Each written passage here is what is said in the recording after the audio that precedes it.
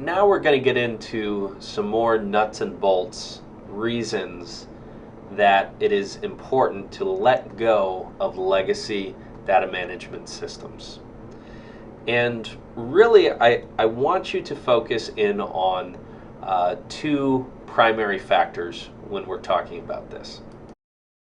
And those two factors are the machine element and the human element. Do machines have a lifespan? The reality is that if parts were available and people were available to continue to maintain systems and maintain machines, they could go on living indefinitely. However, by virtue of the ongoing and exponential rate of improvement of computer machinery, the likelihood of that happening is very low. And what happens is you start having a lack of replacement parts as well as a lack of people that know and understand the system well enough to affect the necessary changes you need on them. I'm guessing that you probably don't have a great grasp on how to replace a motherboard from 1984. But you probably have a really good understanding of the career arc of the IT professionals that are currently maintaining legacy systems. So if they started in the 60s, they're either retired or retiring very soon. Started in the 70s, retiring very soon. Started in the 80s, often in the top pay bracket, or maybe starting to consider retirement. So all of these folks, the folks who know or built or really deeply understand all of these systems, or many of these systems out there, are getting very close to retirement age. And there's a pretty good chance that the system that you have currently is under the threat of system retirement. So why not just hire someone younger to do the work? Well, if they started in the 90s, they're probably not very happy about maintaining this old of system. And they are probably figuring out ways to learn new things so that they can have the experience necessary to find the next new job. And if they started in the 2000s, the thought of beginning a job working on a legacy system is almost unthinkable. In fact, when you tell them that mainframes are still a thing, unless they are computer science history majors, they probably are not fully understanding exactly what you mean. But somehow you have to figure out a way to bridge between the past, that is the legacy system, and the future system that you need to adapt to in order to be successful with your employment plan going forward. And this point brings us into what I call the enigma of insurance company information systems. You may recognize this movie. It is The Imitation Game, in which case they are talking about the computer, the mainframe computer that was able to break the Nazi code, the Enigma code in World War II. And the very first, the inventor of the computer, or at least the computer age, Alan Turing, is pictured in this movie, and it shows how they were able to do this with this incredible machinery. Now, one of the things that's interesting about the insurance business is because there was a lot of money in insurance, they were really one of the pioneers of the information age. In fact, the cutting edge thinking and the creation of the mainframe really transformed the insurance industry. The ability to calculate actuarial tables and automate many insurance processes in order to figure out how to better maintain risk really changed the way that the insurance companies did business. And this is not lost on me because of the fact that at the very beginning of the computer age, insurance companies really and truly led the way. So, what has made it difficult for the insurance industry to keep up? Well, particularly when we're talking about runoff, we're talking about a business that, as opposed to a startup in Silicon Valley, which has a lifespan that could go over a handful of years, an insurance company is really looking out 50, 100 years.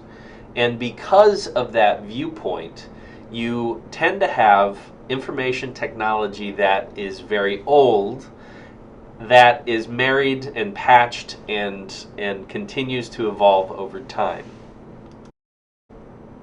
Beyond the model itself, the fact that there is a system, there is money, it's working, it's doing its thing, there becomes somewhat of a frog in the kettle type of situation, where it is the way that things have been done for so long, so why not just keep doing them that way? But that, of course, as we described in the previous sections, is a pretty dangerous position to be in. Finally, allowing IT departments to spend the time and resources just keeping things together, instead of letting them loose on taking care of new problems or different problems, the people who could actually operate and maintain that change are spending all of their time revisiting and retooling the past. This is one of the reasons that we get excited about the P1 service line, is it allows a bridging of the gap between these older systems of the past and the modern data management systems of today.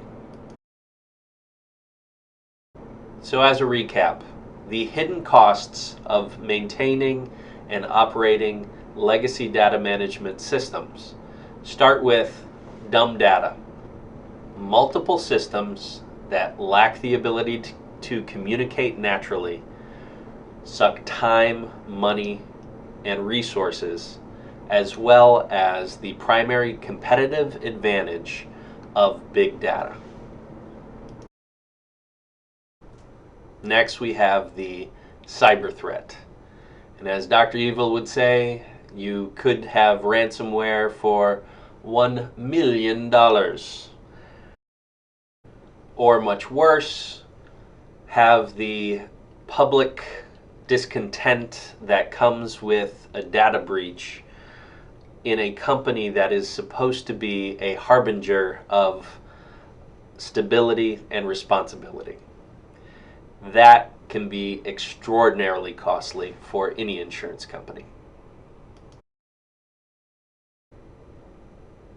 Number 3, and I do not think that this one can be overestimated, is employee dissatisfaction.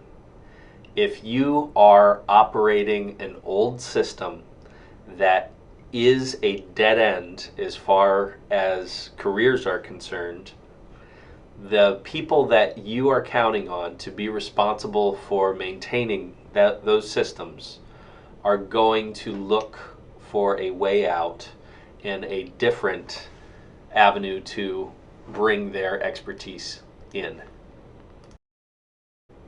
Either that, or they may be just riding it out to retirement. Either way, I don't think you have very good options. Number 4, of course, is system manager retirement.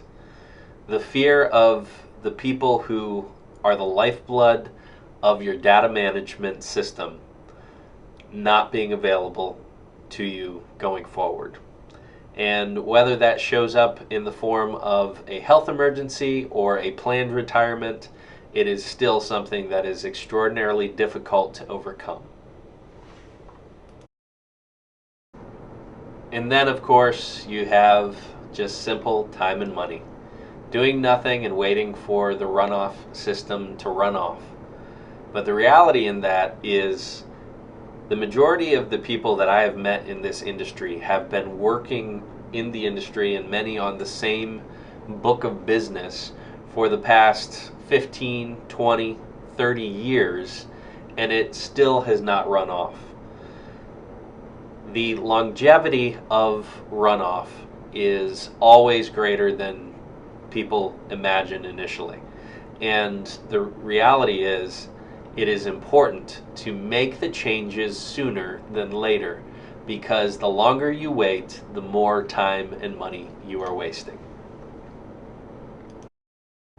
So to recap, the greatest hidden costs that surround maintaining legacy data management systems are: number one, dumb data due to lack of communication between multiple systems. Two is cyber threat, because your team was not built to be a world-class anti-hacking operation. Number three, employee dissatisfaction due to the utilization of older systems and redundancy of input of work. Number three, the threat of system manager retirement. And then number four, the threat of the loss of time and money because of the fact that you are unwilling to do anything.